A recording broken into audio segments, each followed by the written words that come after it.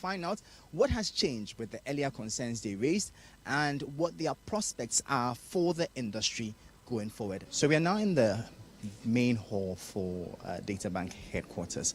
We were here a couple of weeks ago before the announcement of a closure, temporary closure for some reasons that they had raised. And yes, people are here in their numbers, but what we noticed is a rather calm atmosphere. The other time we were here, you could sense literally the tension in the atmosphere. But today everything seems rather calm. Clients are seated in their numbers and in their queues following due process. And I'm sure a lot of them are here to get more information and possibly see if they can get access to their funds. But it's nice to see the fact that tensions don't seem too high today, and we'll go and speak to management and find out how things are faring, especially as they have reopened after some of the reasons they raised, including security, for the reason why they had to close down temporarily.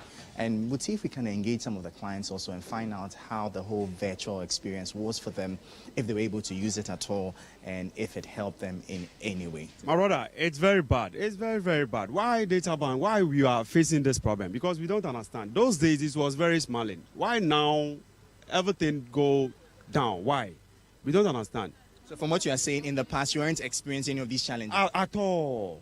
At all. Tell us about it. What was it like those times when you used to come for your money? Those days when I came here, it was very nice. Like I said, I've been smiling. Why today I come here, my money is very down. I don't understand. The lady is telling me the government, blah, blah, blah, blah, blah, blah. What is all this? What is going on? So are you saying that you don't understand what is happening? I don't understand because my money is very down. My money go down. We've interacted with customers here in Accra. Now let's cross over to the Ashanti region to find out how different the experience might have been over there. The atmosphere at the Edum branch of DataBank in Kumasi was calm as fund holders trooped to the premises to transact business. Some of the customers spoke to City News and expressed concern over access to their funds. I was feeling okay because I know that it's a challenge for the whole country, so I wasn't panicking too much that I'm going to lose my money or something like that. Oh, they received me very nicely, but only to tell me that they couldn't finish doing everything today. So they have given a new date, that is 23rd. We should come if the government will be finishing on everything so that we can also, whether we want to withdraw our money or continue investing our money on it, then we will do that. Were you here to withdraw? Oh, I wanted to come and check. If the money is ready, I'll maybe withdraw. Well, as you can see for yourself, the environment is calm. There's no panic withdrawal. A couple of weeks ago, I heard there was some kind of panic withdrawals, but I have come to see it for myself. The environment is so calm. People are doing their transactions. I don't see anybody causing any problem here. The customers said they will wait patiently and return to the financial institution on the date scheduled for them. But I think I'm very sick. But almost 1 month time. See, almost I'm dating them.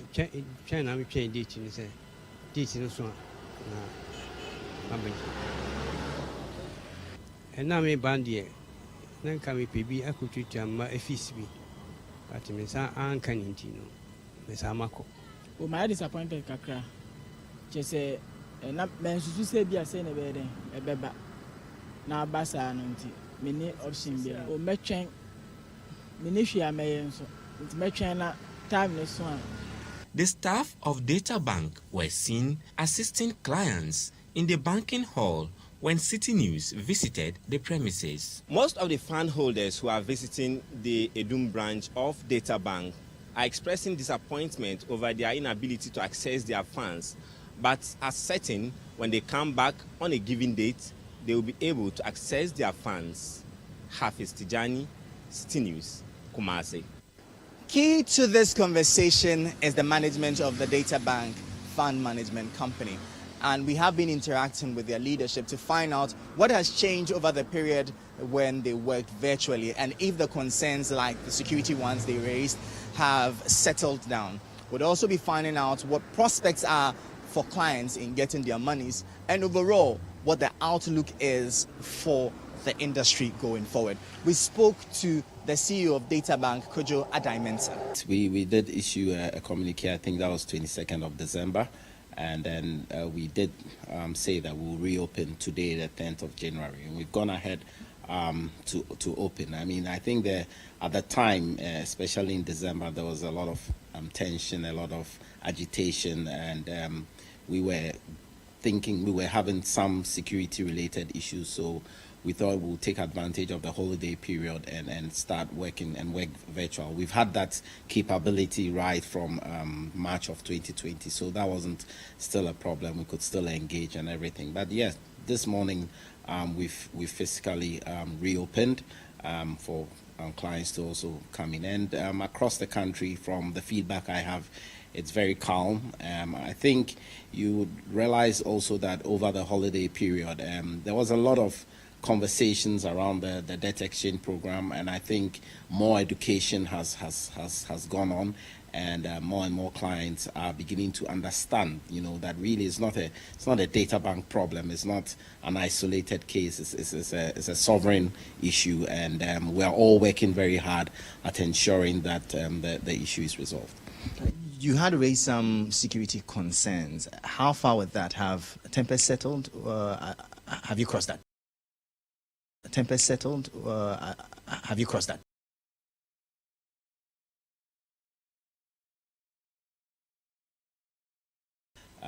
I'm sitting in the head office this morning. It's very calm. It's a bit crowded.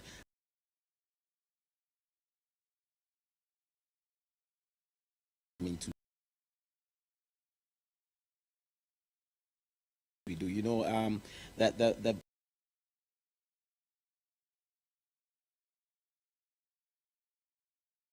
guess the also be have to go on. So yeah. So some resumed, and also others are next.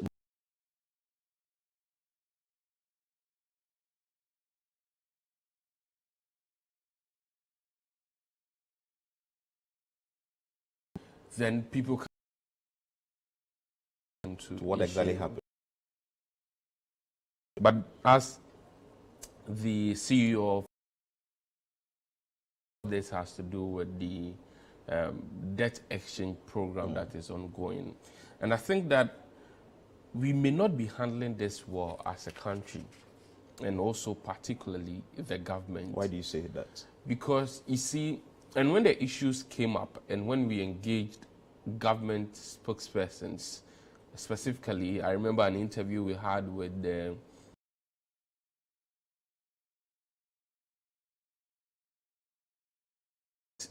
persons who were supposed to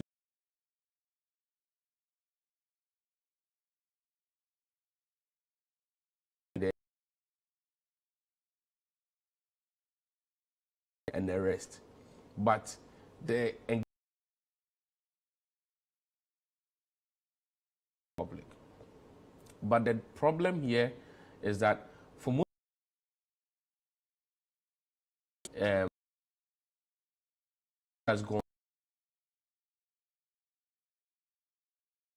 has done basically is to take deposits of people's mutual funds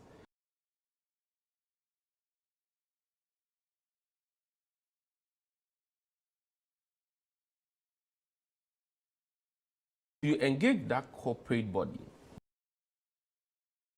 individuals behind that fund, to understand what exactly is happening. And to understand what exactly agree to what the corporate body is going to do. What happens is that you may be able to convince the corporate body to submit the same, but the individuals will not agree and would not be willing to sacrifice to the corporate body in terms of how it can meet its commitments to them. And I'm saying this because, and I'm saying that we are not handling this, and it's a problem because, one, if you don't take care,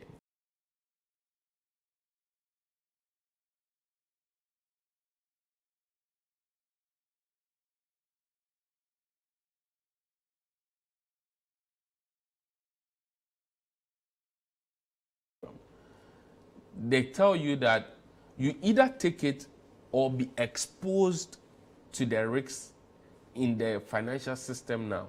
What this means is that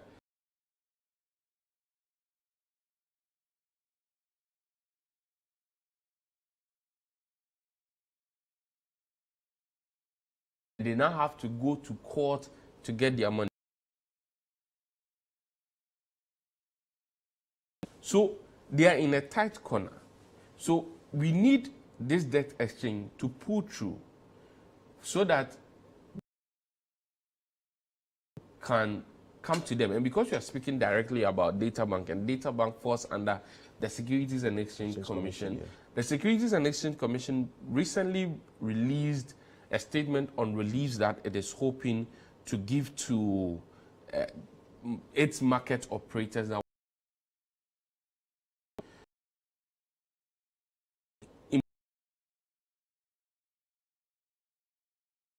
Acts on certain regulatory measures. So usually when you operate some of these things, there's a minimum capital requirement that you're supposed to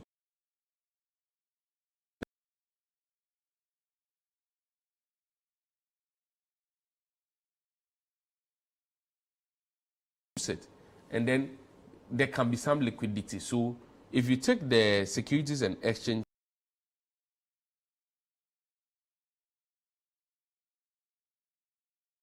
the minimum capitals at 2020 that they were supposed to keep in the account was about 1.5 million. If you take the Securities Exchange, which most of us are know,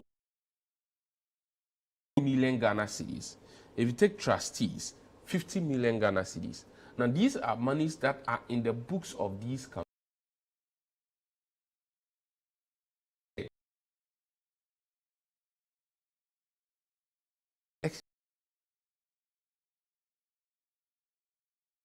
Exchange Commission can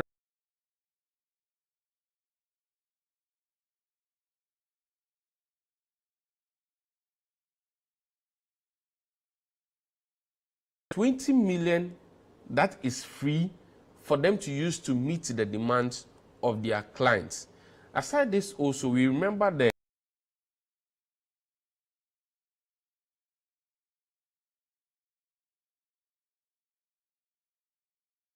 and you go to data bank and data bank cannot give you that money. They can rely on this financial stability fund to get your money for you. But all depends on this debt exchange program going through. Now, without engaging people to allow the space for this debt exchange to go through, we'll be going back. The truth is that for those who have saved in these groups, for our money to even be secure, the debt exchange must go through. But what level of education are we doing? The CEO of Data Bank says more education has gone down well during the December I don't period. think any education. Neither did the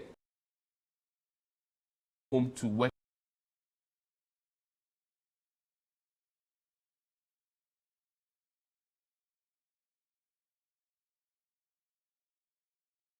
The temporary shutdown. I've not heard any public engagement that have been done by So Data Bank for you people think to that understand. not so much education has been done on the debt Not so much, exchange program, and you see, and that is what is causing a lot of problems. And yes, and Philip, and you see that the problem here again is that now even if this debt exchange pool the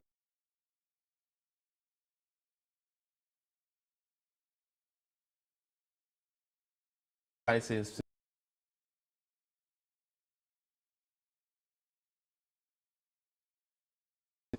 the fiscal stability fund will come in. But if people do not have faith that when I go tomorrow and I want my money, I can get it,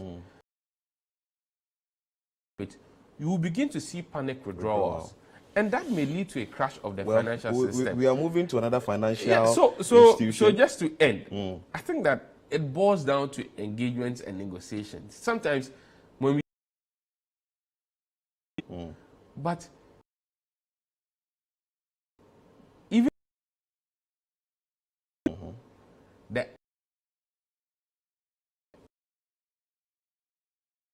So there's a need for all authorities to be deliberate, and I mean deliberate about education, not just.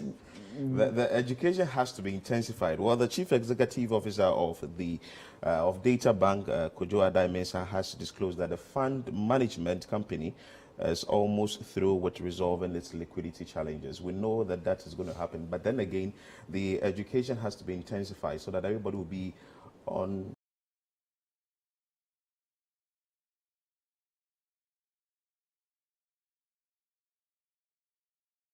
National Bank.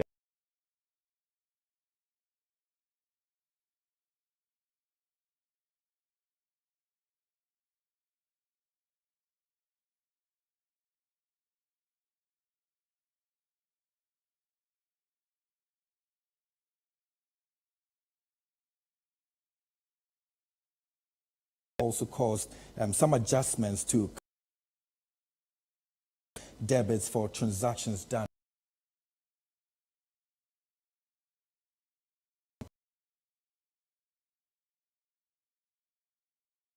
What more can you tell us in this report? But a week ago, First National Bank embarked on an exercise to resolve and reconcile debt card transactions carried out in December last year and the early parts of this year. This exercise required some foreign exchange adjustment to customer balances with subsequent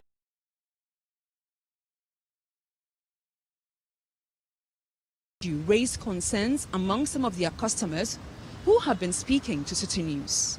We all have and we conducted some transactions on Binance. So our transactions happened in Ghana cedis, and we got notification from our bank they've reserved cedis to be paid out, which we understand. So on 29th, 30th, we started receiving SMSs that certain huge figures have been debited to our accounts, effectively running our balances into negatives. Who were you receiving the messages from? From First National Bank, an SMS from them. We realized our accounts were frozen. We tried to move money from your account to another, it's not working, to your mobile money, it's not working. That's how we knew our accounts were frozen. So we came back to the bank asking questions, then they were giving us different reasons, which we didn't understand. So it was days later that we got the SMSs of those huge negative balances. And some of us had negative 500,000, 400,000, 200,000, a lot. So we then decided, but it went into the weekend on Saturday, so we couldn't come. Monday was holiday, so we decided to come today. He further highlights how the whole transaction occurred. The first communication we got from the bank with the negative balances, they named it FX adjustment and foreign exchange adjustment. And what we understand from that is, if I bought something in dollars, say online, say Amazon and anywhere, at the time the dollar rate was say 10.2. But it would take days for the bank to settle. So at the time of settlement, if it was 10.5, there's difference. So that adjustment comes in. But to us, it didn't make sense because trading with Binance, it was Ghana cedis. And we've asked Binance, what currency did you charge us in? Binance says they charge us in Ghana cedis and they took the money in Ghana cedis. So there's no way that was going to make sense to us. And so we have to be worried. Following the issues, some of the customers visited the First National Bank offices within the Accra Financial Center to seek redress. They spoke to City News after getting some answers. Basically, we came to put our issue. It was a fruitful meeting. They have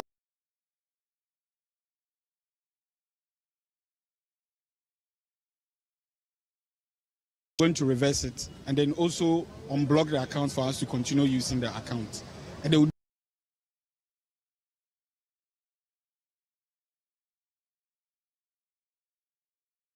stated that they are committed to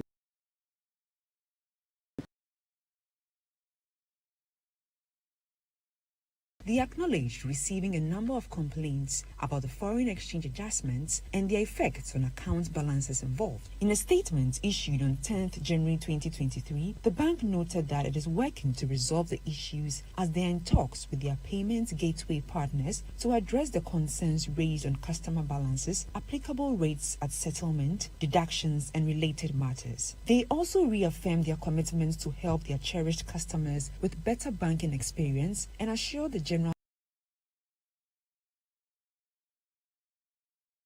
resolution. The good news is the bank is working with its international payment partners to resolve the issue that its customers are going through. But in this season, like I keep saying, people wouldn't want to give any pinch or any excuse for the fact that their monies are running out of the account or it's reducing. But it's good news that the bank wants to do something about it. Yes, and rightly so, because at this point in time, everybody is very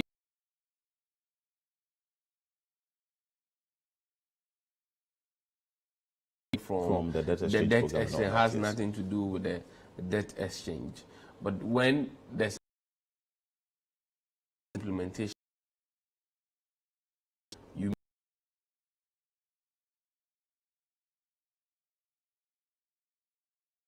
many issues popping, mixing them up. Of course, you have to, because as it was expected.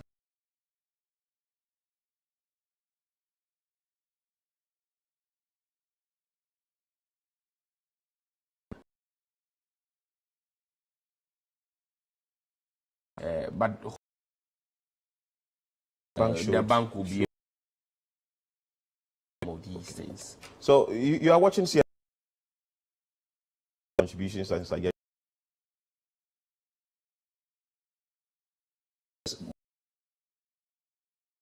And go to the labor front, where organized labor and government has to be on the demand for the 60% increase in the base pay. Let's bring you that video.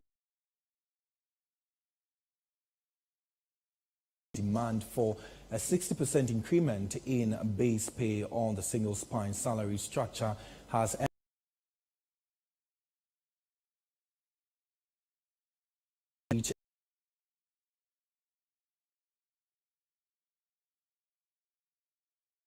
and for 60%. So the meeting ended inconclusively. Just this is the 7th time this is happening, and they are hoping that today they are going to have a meeting as well to address their concerns. Hanson, what do you make of this? This is the 7th time meeting of such nature is ended inconclusively. Rightly so, and it just based on the extreme positions that of organized labor that have been taken by, understandably, for organized, actually did a lot to dispose of a number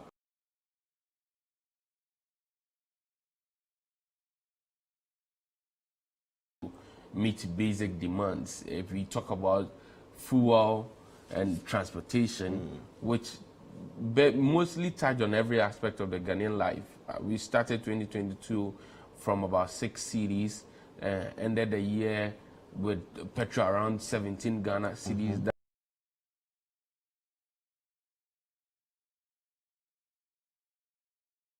Yes, so essentially, the Ghanaian worker is at is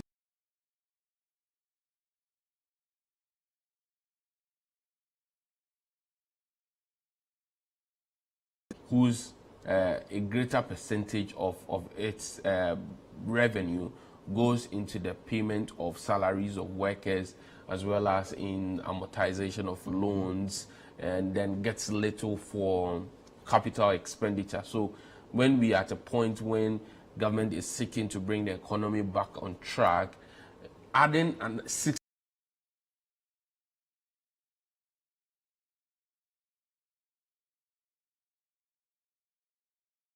I think that a lot of Ghanaians, and you may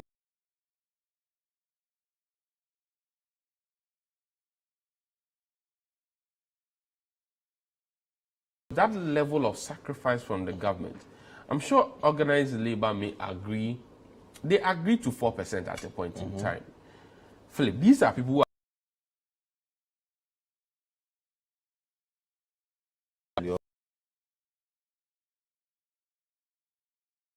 think it will be so difficult for them to agree to 18% if that is what government wanted. But I think they are seeing that perhaps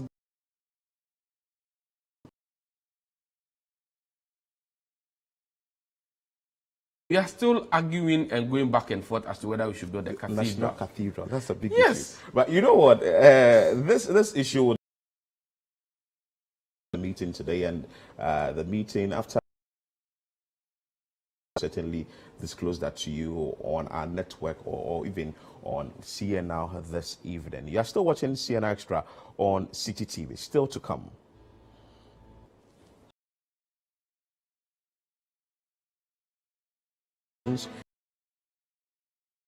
Funds from the Ghana Education Service to senior high schools are not disbursed soon.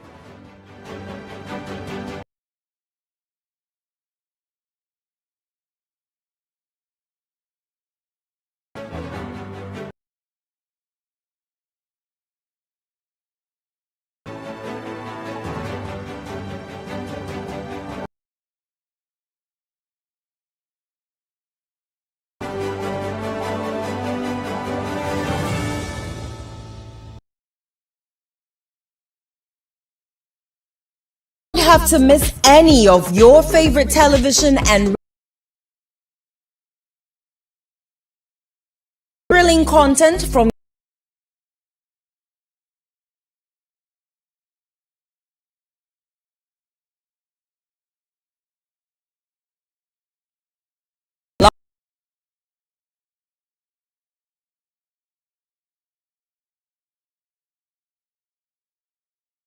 subscribe to the CityTube page and voila, unlimited content awaits you. Don't forget to subscribe to CityTube for amazing content from City TV and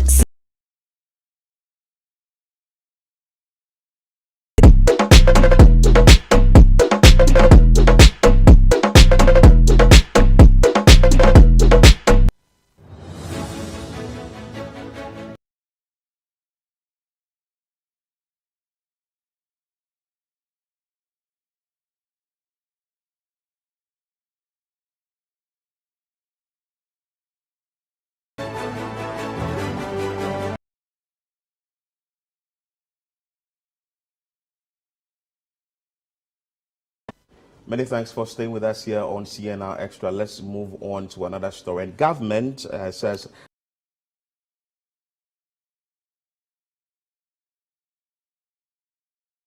let's bring you excerpts of that video. Of the gold for in the country by next week. Now, the Deputy Lands and Natural Resources Minister, George Mrekutuka, says all necessary arrangements have been put in place for a small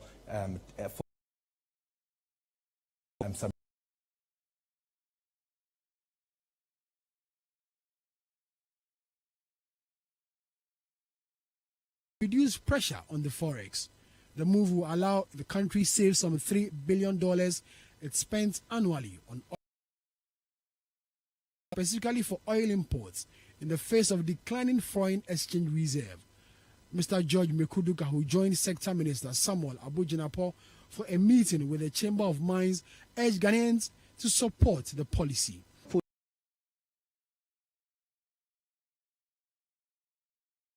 We believe we're much ready to kickstart it, and it's a the important must be on deck in accepting this, and I believe it also go a long way in regulating the downstream part of mining. When are we going to see the first consignment? We thinking of next week, if I'm not exaggerating. By next week, what volumes?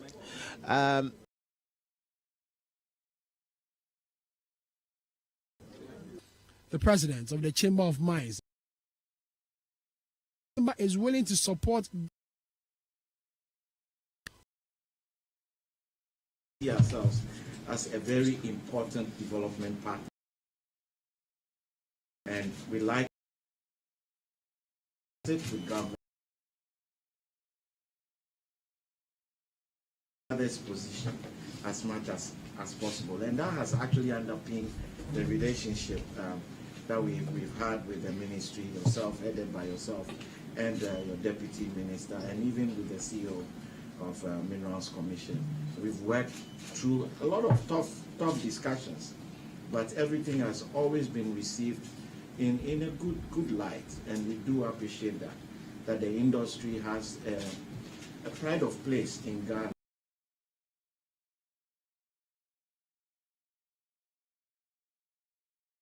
This is one of the biggest contributors to the economy of the country, and we've got to guard that as a nation so that it can grow more. We actually buy in very well into the president's vision. So by next week, hopefully, we should have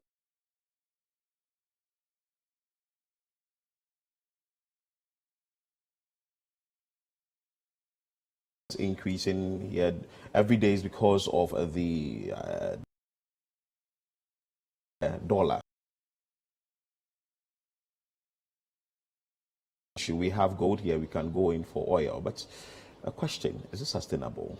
Well, as to whether it's sustainable, I mean, a lot more in-depth analysis will have to be done, and the government will have to provide more information for that analysis to be done. But from the government, and for me, I think that any policy that seeks to reduce the price of fuel, it's welcomed, because at the end of the day, if you look at the way our economy runs, fuel is a commodity that has an impact.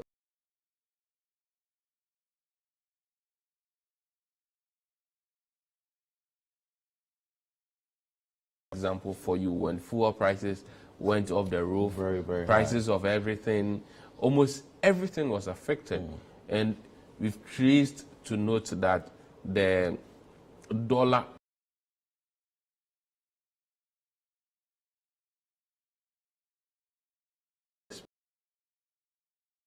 with government of having a special the exchange rate for which they operate with will be determined for a number of periods. Now, what we know so far on this particular debt exchange, this particular good for oil policy, is that the BOST will provide Ghana cedis available to the BOG, and then the BOG will make payments for the gold through the PMMC, that's the Precious Minerals and Mining Commission, and then the PMMC. So the PMMC essentially will take gold from local miners or dealers of Bank of Ghana as the intermediary will now purchase the oil with the gold, and then the oil will be supplied to GOIL and then BOST, and then for subsequent supply to the value chain. So this is to totally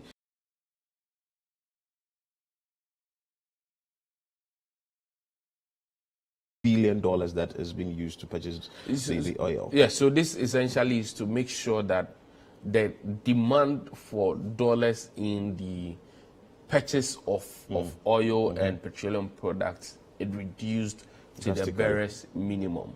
But arguments that we've heard from civil society organizations within the space suggest that there's little transparency in this deal.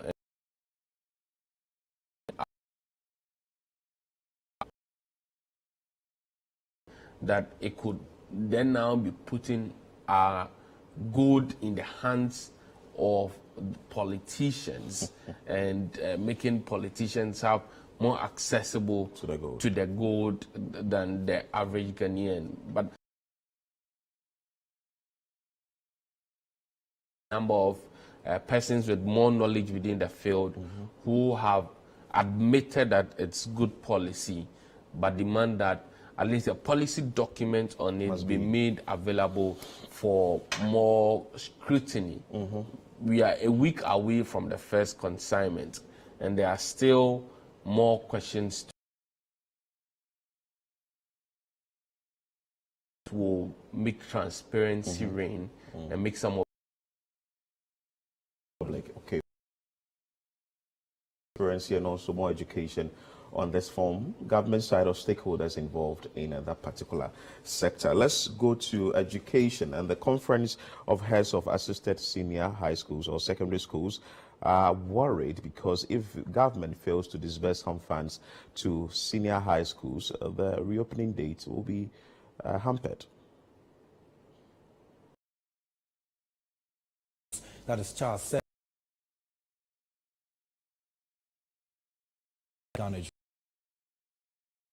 Food items.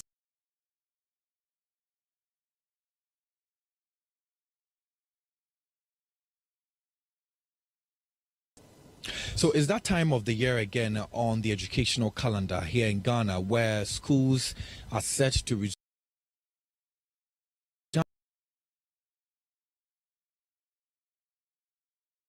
academic work is expected to resume.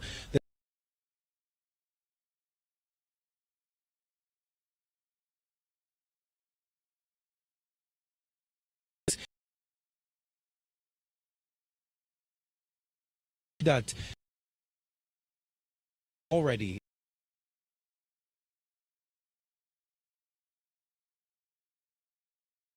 is happening there, and so for a school like the St. Thomas out their chores, and that is that they need to tidy up the place, the classrooms, their teachers' blocks and other surroundings, and this is to just prepare them for academic work happening the next day. Well, education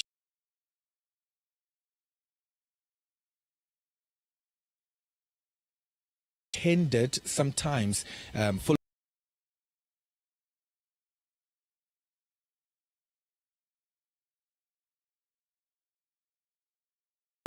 feeding that we know that government has been embarking on, and so you've had some stakeholders like parents having to pay a token to enable the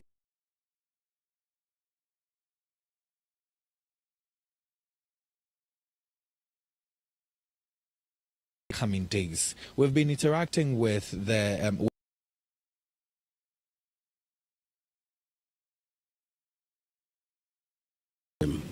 we have to do some work on campus, sweep and arrange our classrooms. So they are still working at it. God willing, tomorrow, 7:30, I will meet them for the opening.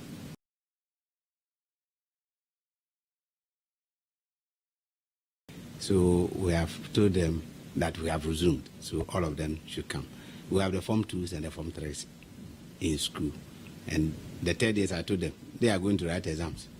And nobody is going to study for them. So all the things that they did that were no good last year, they should put it aside and start afresh. Food items and vegetable oils have started coming here in Greater Accra. That's what I can talk about. So rice, beans, maize, as at yesterday and today, just this morning, vegetable oils have also started coming, and so we are hoping the other ones will also follow very soon. Meanwhile, the Conference of Heads of Assisted Secondary Schools, that is CHAS, has been calling on the authorities, that is the Ghana Education Service and the Ministry of Education, and also the National Buffer Stock to release funds and food items required to cater for the pupils who have returned to school. Some regions, I am told, around 12 o'clock, some schools have not received anything yet. That is concerning food, okay. Food, yes. But have you got in touch with the buffer stock people? Oh, yes. We have been in touch with them, and what they say is that they are also supplying, but picking the information from the ground Some food items have not reached the schools. In my school, I have received 4 items only, and I have not received any money. I checked the bank, and there's nothing in my account. So right now, we don't know what to do. The students are coming. They are still waiting for the money. And of course, funds are needed in these schools. Food is needed in these schools so that the students can learn and operate well in the various institutions. I think that is a step in the right direction that the CHAS is calling for the funds to be released, so that at least the operationalization of the schools will go on. Yes, and it's good that they are raising it right at the beginning. A major highlight of the last academic year, if you tell me, was issue of food shortage. Exactly. At least for every 3 weeks, news will come out that there are challenges of accessing foods in certain schools, and in certain instances you will see the government denying it. There were instances where we saw the education minister go to the school, go to the dining hall to eat with the students, and to prove to the public that there isn't any food shortage. But you see, you don't have to prove anything to me or any media person. All we need is that food should be in these schools, and effort should be made to do so. And I think the CHAS had been advocating that buffer stock should be removed as a company or as a component of supplying foodstuff to these schools. So instead of making buffer stock make these supplies, CHAS had indicated that the monies be disbursed to them directly, to the schools directly, to pick their own supplies. I think that these are conversations that government should finalize on, so that at least issues of shortage of food would not be heard in this particular. And also, there is also an issue of government coming out with the textbooks and also funds to facilitate teaching and learning in the various schools. Education Watch has been concerned about that. Let's bring you that video on that. An education think tank, Africa Education Watch, is calling on the government to expedite the release of textbooks and funds to facilitate teaching and learning as academic activities resume in public basic schools. Now, the think tank, we understand the educational calendar went through some challenges last year, including the lack of textbooks amongst others. Thus, government ought to ensure such challenges do not reoccur as the new academic term begins. There's more in the following report by City News' Rachel Agyemang and read by City News' Akosia Otri. Basic schools across the country on Tuesday resumed academic activities. However, the first day of the resumption was marked with low attendance. Municipal Director of Education for Korle Klote, Joyce Osai Apenteng, in an interview with City News, said that she is hopeful that attendance will improve in the subsequent days. Joyce Osai Apenteng further expressed optimism that the new academic year will be better than the previous ones. We had already put in place a schedule for our officers to monitor the schools. So we have an officer going to 1 or 2 schools to find out attendance of learners as well as teachers. And then also looking at how prepared both teachers and learners are to start the academic work. And so today we've all been on the ground. Others are still there. Some of us left the field earlier because we have other work to do in the office. Yes. And so all schools are in session now, and we are ready to start the academic work. As we are moving forward, we don't expect to do the mistakes we did the previous year. We are looking for improvement in our schools in terms of academic performance, in terms of resources that we need. And again, I would say the relationship between learners and teachers. We have a lot of what we will need for the academic way. They came in bits. But if we put all together, we are ready to work with them.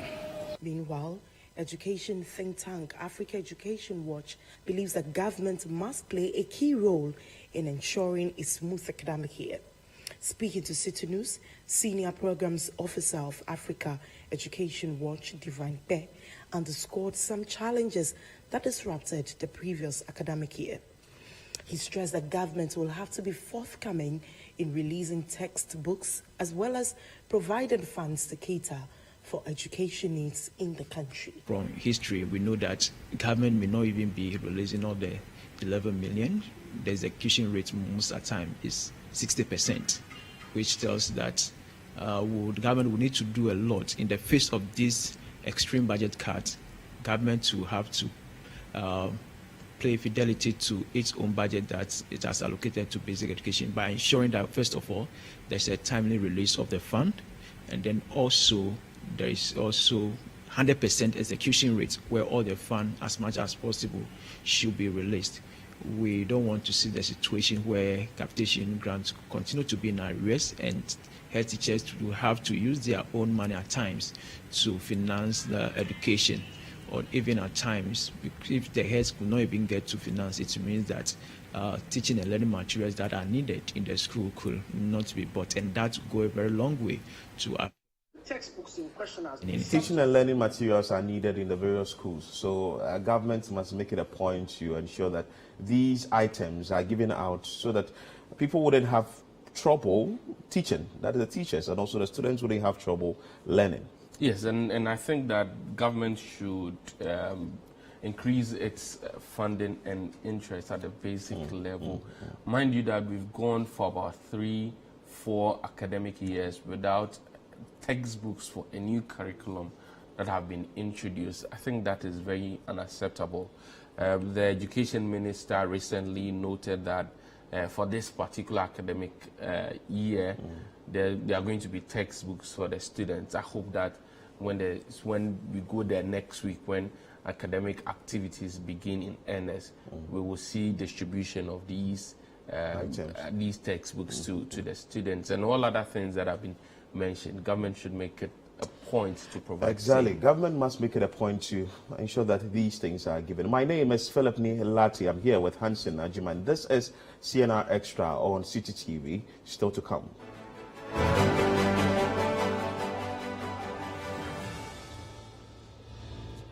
NDC youth in Asawase want party leadership to reconcile with Member of Parliament and executives. Stay with us, we'll be back with more.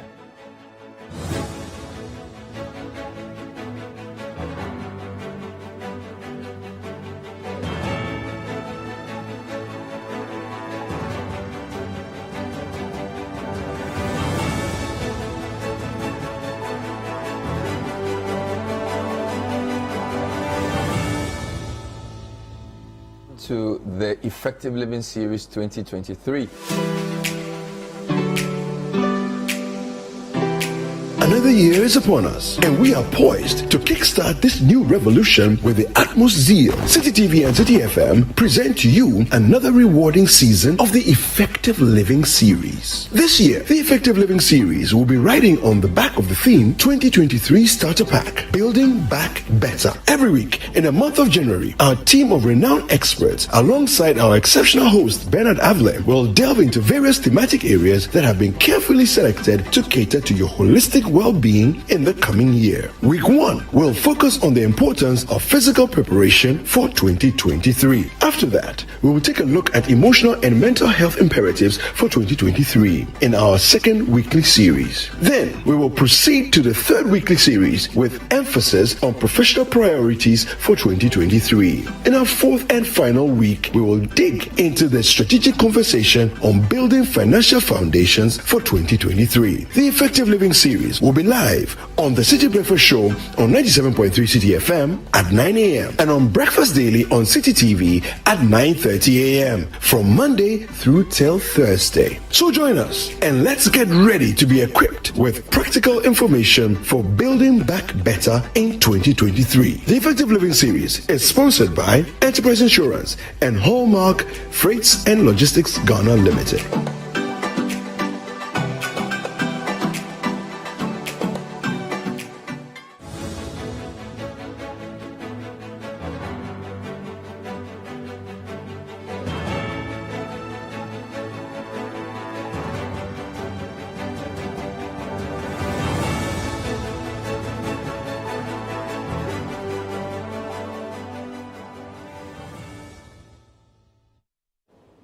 We are grateful for staying with us here on CNR Extra. Let's move straight to the next story. And the members of the NDC have called on the national leadership of the party to intervene and reconcile the MP and some executives in the Asawasi constituency. Let's bring you that video. Members of the National Democratic Congress have called on the national leadership of the party to intervene and reconcile the Member of Parliament and some executives in the Asawasi constituency. The youth indicates that there has been an unhealthy relationship between the Asawasi Member of Parliament, Muntaka Mubarak, and some constituency executives since the party held its internal elections in the area. City News' Ashanti Regional Correspondent Hafiz Tidani has more in the following report. The Asawasi MP, Muntaka Mubarak, before the constituency elections suggested that delegates should retain the incumbent executives, but that did not work. You didn't hear any chaos because all the branches in Asawasi, 206, decided to take my advice, and there was no contest. They sat among themselves, so and so is dead. What do we do? Then the branch, they bring their heads together and settle on one person. So I asked them to do the same at the constituency because we are in a very hostile environment.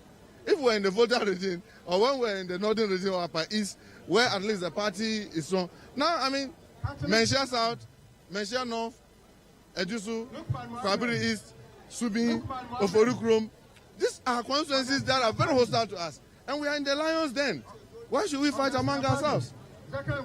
My hope and prayer that we'll overcome these challenges and be able to forge ahead as a group that will overcome their challenges. But I can tell you, obviously, it stares at us that we have a challenge ahead of us. The incumbent, Alhaji Musa Abubakar, in that election lost to his main contender, Faisal Dauda, who is the current constituency chairman. The youth, at a new...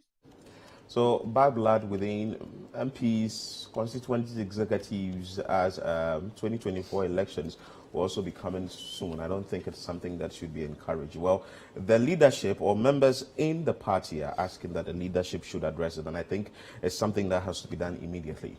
Well, if you look at Asawasi's importance to the NDC in the Ashanti region, you would agree that this is one that the national leadership, as a matter of urgency, must step in. The NDC always say that when they perform better in Ashanti region, it means that they are likely to win the national election, even the presidential.